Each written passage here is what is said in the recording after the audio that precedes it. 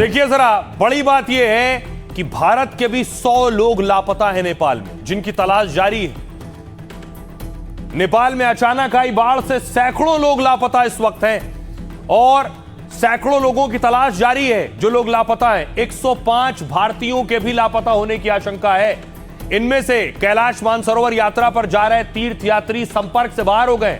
करीब 400 तीर्थयात्री संपर्क से बाहर बताए जा रहे हैं। नेपाल टूरिस्ट बोर्ड ने लापता लोगों के बारे में जानकारी दी है। जिन लोगों से संपर्क नहीं हो पा रहा है उसमें ज्यादातर भारतीय हैं। प्रधानमंत्री मोदी और नेपाल के पीएम के बीच बात हुई है। पीएम मोदी ने इस हादसे पर संवेदना व्यक्त की है। मोदी ने कहा, मुश्किल समय में भारत नेपाल के साथ खड़ा हुआ है। इधर भारतीय सेना नेपाल में मिशन के लिए पूरी तरह से तैयार है। राहत सामग्री, दवाई की खेप भेजने की तैयारी है। C-17 और C-130 विमान स्टैंड बाय पर रखे गए हैं। कुल 291 विदेशी पर्यटकों के लापता होने की आशंका है और साथ ही 93 नेपाली नागरिक भी लापता हो गए। इन लोगों से अधिकारियों और परिवारों का संपर्क नहीं हो पा रहा है। ट्रैवल कंपनियों से नेपाल टूरिस्ट बोर्ड ने डेटा मांगा है। मलेशिया के 17 पर्यटक भी लापता बताए जा रहे हैं। ब्रिटेन के 12 पर्यटक, दक्षिण अफ्रीका से 4 पर्यटक हैं। 3 अमेरिकी नागरिक के भी लापता होने की आशंका है। 100 लोगों की राष्ट्रीयता की अभी तक पुष्टि नहीं हो पाई है। वो 100 लोग कहां के हैं, ये आंकड़े अभी और भी बढ़ सकते हैं। नेपाल में रेस्क्यू ऑपरेशन तेज किया जा रहा है और ताकि फंसे लोगों तक जल्द से जल्द पहुंचा जा सके। हमारी सहयोगी एनडीटीवी की एक बहुत बड़ी टीम नेपाल के उस इलाके में है जो सबसे ज्यादा प्रभावित है। ग्राउंड जीरो से हमारी टीम की रिपोर्ट देखिए। नेपाल के नुआकोट इलाके में पहुंच चुके हैं और मेरे ठीक पीछे आप देख सकते हैं तबाही का मंजर। एनडीटीवी पहली टीम है जो लोकेशन पर इस वक्त पहुंची है। यही वो सैलाब है जो आज सुबह इस इलाके में आया। वहां पर जो आपको ये बिल्डिंग, जो इमारतें दिख रही हैं, वो सरकारी इमारतें थी। पहले ये जेल हुआ करता था। उस तरफ जो बिजली के खंभे दिखाई दे रहे हैं, वहां पर वो बिजली घर था। और जब ये सैलाब आया है, जब फ्लैश फ्लड आया है, तो सबको साथ लेता हुआ ये आगे बढ़ा है। हम जिस घर में खड़े हैं, इसकी जो निचली मंजिल है, यहाँ पर भी गाद आई, यहाँ भी मलबा आया और पूरा अपनी चपेट में से लेता हुआ आगे बढ़ा है। जो हुआ आपने खुद आंखों से देखा। पहला कभी ऐसी मंजर, ऐसी हालत आपने नहीं देखी थी? देखा, फर्स्ट टाइम है। फर्स्ट टाइम देखा है हमने। ये पानी तो इधर से ऐसे आया है। उधर आन के यहाँ पर देखा था, हम अंदर था। सुबह तो इतना वक्त था कि आप भाग पाए और अपनी जान बचा पाए? वो इतना वक्त था? अंदर था मेरा पति को लेकर भागा मैंने, नहीं तो आज हम दोनों भगा के लेकर। सब तबाह हुए, कुछ नहीं है हमारे पास, न पैसे न खाने के लिए, कुछ नहीं है। हमने सुबह से कुछ नहीं खाया है ना, एक बोतल पानी तक नहीं खाया। मेरे को तो जो 200-300 आदमी जो हमारा गाँव वाला था, वो जो गाँव भी नहीं है, ऐसे पता चल रहा है आपको? गाँव ही नहीं है। अभी मैं उधर पहुंचना मुश्किल है। उधर यहाँ मेरा इधर जाने का रास्ता भी नहीं है। ऐसा वाला बाढ़ नेपाल में कभी भी नहीं आया था। ये पहली बाढ़ है जो विनाशकारी और खरबों का क्षति हो रहा है। ये बाढ़ जब ये ऊपर से जब आया था, बहुत स्पीड से आया था। जो पानी का दह है, बहुत स्पीड से आया था। जब हम लोग लगभग 10 मिनट का फर्क में एकदम ऊपर भाग गया। हम लोग बहुत स्पीड से आया था इधर। जब आदमी ऊपर से आया भागो भागो बोला, तब हम लोग सब इधर से भाग गए। 2-4 आदमी फंसा हुआ, शायद मर गया होगा, वो लोग लेकर गया होगा। अब देखिए, डर इस बात का है कि नेपाल से भारत के राज्य मिले हुए हैं। भारत को भी खतरा है क्या? ये तस्वीरें देखिए, ये वो रसुआ त्रिशूल रिवर पर बना हुआ बांध है। इस त्रिशूल रिवर में भी वो सैलाब का हिस्सा आया है और देखिए बांध से पानी छोड़ा गया है। क्या ये पानी भारत के जिलों तक पहुंचेगा?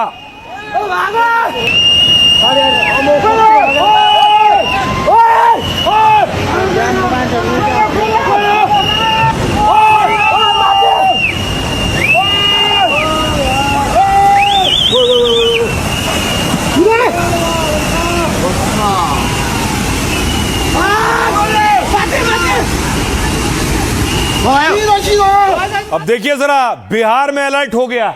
बिहार की तस्वीर आप देख रहे हैं। बिहार में बाकायदा अनाउंसमेंट किया जा रहा है, ऐलान किया जा रहा है, लोगों को हिदायत दी जा रही है किनारे इलाकों से हट जाएं। कैलाश नगर के ग्रामीणों को सूचित किया जाता है कि गंडक नदी में तेजी से पानी बढ़ने की आशंका व्यक्त की जा रही है। इसलिए सभी ग्रामीण अपने अपने घरों में सतर्क रहेंगे, कभी भी पानी बढ़ सकता है और बच्चों को नदी किनारे नहीं आने देंगे। ठीक है, क्लियर है?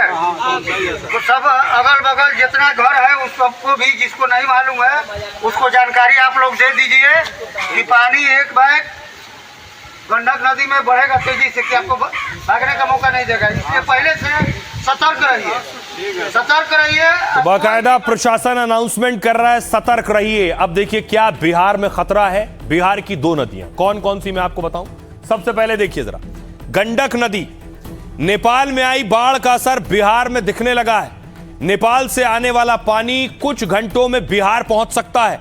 गंडक बैराज के सभी गेट खोल दिए गए और बिहार में भी 8 जिलों में अलर्ट जारी किया गया है। पश्चिमी चंपारण, पूर्वी चंपारण, गोपालगंज, सारण, मुजफ्फरपुर, वैशाली, सीतामढ़ी और शिवहर शामिल हैं।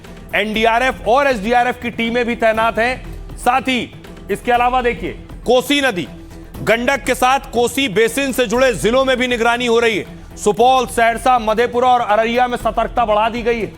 भोटे कोशी नदी तिब्बत से निकलकर नेपाल में आती है और आगे जाकर सुनकोशी नदी में मिल जाती है और फिर यही सुनकोशी नदी आगे चलकर सप्तकोशी नदी में मिलती है। बिहार में कोसी नदी से के नाम से इसे जाना जाता है। अब देखिए ये आगे बढ़ेगा पानी तो यूपी में भी आएगा। उत्तर प्रदेश में गंडक और नारायणी नदी में जलस्तर बढ़ सकता है। इससे महाराजगंज और कुशीनगर में बाढ़ की आशंका है। तो सभी राज्यों में अलर्ट है। सुनिए जरा क्या कह रहे हैं मुख्य सचिव और आपदा विभाग के मुख्य सचिव को सुनिए।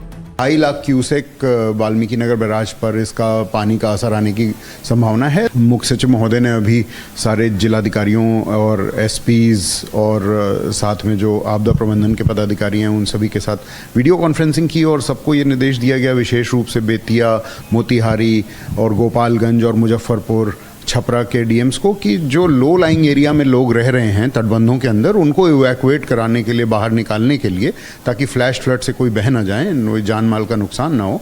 तो बड़े पैमाने पे माइकिंग कराई जाए। सारे बीडीओ, सारे सीओज, सारे थाना प्रभारी फील्ड में निकल के, स्वयं डीएमएसपी भी फील्ड में निकल के इसको अलर्ट करने का लोगों को काम करें और इवैक्यूएट कराने का काम करें लो लाइंग एरियाज में से। और ये आपको बताऊं, देखिए राज्य सरकारें अलर्ट हैं क्योंकि नेपाल में भारी तबाही आई है। सम्राट चौधरी, बिहार के मुख्यमंत्री ने मीटिंग की है। ये तस्वीर आप देख रहे हैं, सीएम सम्राट ने ये बैठक ली है, अधिकारियों के साथ बैठक की है।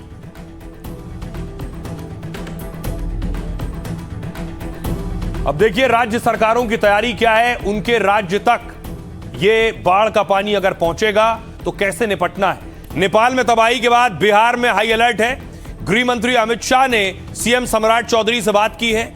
अमित शाह ने हर संभव मदद का भरोसा दिया है। एनडीआरएफ टीमों को तैयार कर दिया गया है। बिहार में आपदा प्रबंधन विभाग ने अलर्ट जारी किया है। कोसी, बागमती और गंडक के इलाकों में निगरानी बढ़ाई गई है। एनडीआरएफ, एसडीआरएफ की अतिरिक्त टीमें तैनात की जा रही हैं। गोपालगंज में एनडीआरएफ टीम भेजी जाएगी। मुजफ्फरपुर में टीम स्टैंड बाय रहेगी। बेतिया में करीब 2 घंटे में टीम की तैनाती की जाएगी। जरूरत पड़ने पर नाव, शेल्टर और सामुदायिक रसोई की व्यवस्था होगी। बिहार में हर साल नेपाल से आने वाली नदियों के कारण बाढ़ से तबाही होती है। यूपी में भी पूरी तैयारी है। नेपाल से सटे उत्तर प्रदेश के इलाकों में हाई अलर्ट जारी किया गया। सीएम योगी आदित्यनाथ ने इसके निर्देश जारी किए हैं। योगी ने नेपाल में तबाही पर चिंता जताई। योगी ने भगवान पशुपतिनाथ से सभी के सकुशल होने की प्रार्थना की है। बाढ़ की आशंका को लेकर प्रशासन को पूरी तरह सतर्क रहने के यूपी में निर्देश दिए गए। प्रशासन को आवश्यक तैयारियां सुनिश्चित करने को कहा गया है। सुनिए जरा एनडीआरएफ कमांडेंट क्या कह रहे हैं। बहुत हाई अलर्ट पे है क्योंकि ये जो सारा नीचे डाउनस्ट्रीम आता है ये गंडक को ही स्ट्राइक करेगा और वहां पे जो बैराजेस हैं, जैसे जैसे बैराजेस से पानी छूटेगा तो उसमें नीचे की स्थिति में बाढ़ आने का अंदेशा है। पूरा एडवाइजरी दे दिया था स्टेट गवर्नमेंट्स को कि इसमें बाढ़ आने का अंदेशा है। तो हमारी एडिशनल टीम्स भी तैयार हैं। जैसे जैसे जहां पे भी स्टेट गवर्नमेंट को लगेगा कि वहां पे एनडीआरएफ की जरूरत है तो एनडीआरएफ अपनी टीम डिप्लॉय करेगा। जो भी नाविक है, मछुआरे हैं, मवेशी वाले हैं, या खेतिहर जो भी हैं, सब लोगों को मना किया गया है कि आप लोग 48 घंटे तक निचले इलाके में नहीं जाएं, सावधानी पूर्वक रहें। और टोटल जो भी रिंग बांध है रिंग बांध पे भी प्रशासन के द्वारा गश्ती बढ़ा दी गई है। जैसी सूचना प्राप्त है कि रात होते होते पानी गोपालगंज की सरहद में भी घुसेगा और इसीलिए हम समय रहते जिला प्रशासन सभी गाँव वासियों को, पंचायत वासियों को सूचित कर रहा है कि निचले स्तर पे बांध के उस तरफ नहीं जाना है। जो 48 घंटे है वो बहुत सचेत रहने के लिए, घबराने की बात नहीं है। कोई भी ऐसा नहीं, इतना भी पानी नहीं आएगा कि पानी गांव के अंदर घुस जाए, परंतु हाँ ये जरूर है कि पानी बहुत तेजी से आएगा, तो इसलिए अब खतरे वाली जगह पर नहीं जाना। कुछ निचले इलाकों में हो सकता है पानी थोड़ी देर के लिए आए फिर वो निकल जाएगा, तो इसमें हम लोग यही कर रहे हैं कि हम लोगों ने सभी जो क्षेत्रीय पदाधिकारी हैं सबको मोबिलाइज कर दिया है। सब लोग निचले इलाकों में जा रहे हैं, लोगों से अपील कर रहे हैं कि जब अगर पानी बढ़ता है तो वो लोग जो ऊंचे वाले इलाके में आ जाएंगे अपने, और जैसे ही पानी निकल जाएगा फिर आगे वो लोग वापस जा सकते। अत्यधिक मात्रा में जो है पानी आने की संभावना है, तो निचले इलाके में जो भी बसे हुए लोग हैं उनको जो है ऊंचे स्थान पे अपना कीमती सामान और पशु और स्वयं जो है अपने आप को विस्थापित करने हेतु जो है निर्देशित किया गया है। इसी क्रम में अभी जो है जायजा लिया जा रहा है कि कितना क्यूसेक पानी अभी वर्तमान में, और लगातार मॉनिटरिंग की जा रही है। अब सवाल यह है कि आखिर ये तबाही कैसे आई। बताया जा रहा है क्या ग्लेशियर के जरिए तबाही आई, ग्लेशियर फटा और सैलाब आया। देखिए कैसे ग्लेशियर फटते हैं। विशाल आकार के गतिशील बर्फ को ग्लेशियर कहते हैं। यह भारी बर्फ अपने वजन और गुरुत्वाकर्षण के कारण नीचे गिरती है। यह ठंडे इलाकों में कई सालों तक बर्फ के जमने से बनता है। नेपाल के रसुआ में 24 घंटे में 7 मिलीमीटर तक बारिश हुई, मतलब बारिश की वजह से अचानक बाढ़ नहीं आई। शक है कि तिब्बत में ग्लेशियर झील फटने से तबाही मची। झील फटने से अचानक पानी भोटेकाशी नदी में आ गया। भोटेकाशी बेसिन में 122 ग्लेशियर झीलें हैं। कौन सी झील फटी इसकी अभी पुष्टि नहीं हुई है। सैटेलाइट इमेज और तकनीकी जांच से पता लगाया जा रहा है। ग्लेशियर झील के सामने बर्फ, मिट्टी, पत्थर और मलबे जैसी संरचना होती है। यह प्राकृतिक बांध की तरह ग्लेशियर झील को रोके रहते हैं, लेकिन जैसे ही यह बांध कमजोर पड़ जाता है या टूट जाता है, झील का पानी अचानक नीचे की ओर बहने लगता है। इसे ही ग्लेशियर झील फटने से बाढ़ का आना कहते हैं। अब सुनिए, बिहार और उत्तर प्रदेश में भी अलर्ट है। क्या कह रहे हैं वहां के नेता और मंत्री। एकदम उस पर पूरी तरह हाई लेवल टीम गठन कर दिया गया है। चीफ सेक्रेटरी, डीजीपी इसको मॉनिटरिंग कर रहे हैं और तुरंत मैं भी इसको बैठक कर रहा हूं। जरूरत पड़ा तो मैं स्वयं भी वाल्मीकि कर जाऊंगा। स्थिति तो थोड़ी कठिन है, लेकिन अभी का जो अनुमान है पानी आने का, वो हम लोगों के हिसाब से स्थिति को हम लोग नियंत्रण से बाहर नहीं जाने दें। 2.5-3 लाख आने की संभावना है। उस हिसाब से सतर्कता के सभी काम हम लोगों ने कर लिए हैं। जी हाँ, अभी हम बैठक कर रहे हैं, तो जो भी हमारी कोशिश रहेगी कि जल्द से जल्द हम बाढ़ अगर आए तो तुरंत हम उनको सहायता दें और जो भी जरूरतमंद है उनको हम उन तक हम पहुँचें। जिन राज्यों में या जिन क्षेत्रों में कहीं भी बाढ़ की स्थिति बनी है, पहले भी या जो अभी बनी हुई है, जैसे बिहार में बाढ़ की स्थिति बनी हुई है, या आगे भी कोई बाढ़ की चपेट में आएगा तो पूर्ण रूप से उसको सहयोग किया जाएगा। सभी क्षेत्रों में एनडीआरएफ की टीम तैयार है। उनको पता है कि प्रत्येक वर्ष ये चीज होता है, तो उसके रोकथाम के लिए आखिर सरकार कदम क्यों नहीं उठाती है। मतलब जब लोगों को परेशानी हो, आम जन को जब परेशानी प्रत्येक वर्ष उठाना पड़ता है, अगर सरकार थोड़ी तैयार रहे तो बाढ़ से पहले उनको दिक्कत नहीं होगा और उनको सुरक्षित स्थानों पे ले जाकर के और उनके रहने उनके जैसे बहुत सारे जो ग्रामीण है गांव में अगर देखा जाता है तो उनके जानवर भी होते हैं, उनके भी शिफ्ट किया जा सकता है। लेकिन सरकार को इससे कोई लेना देना नहीं है।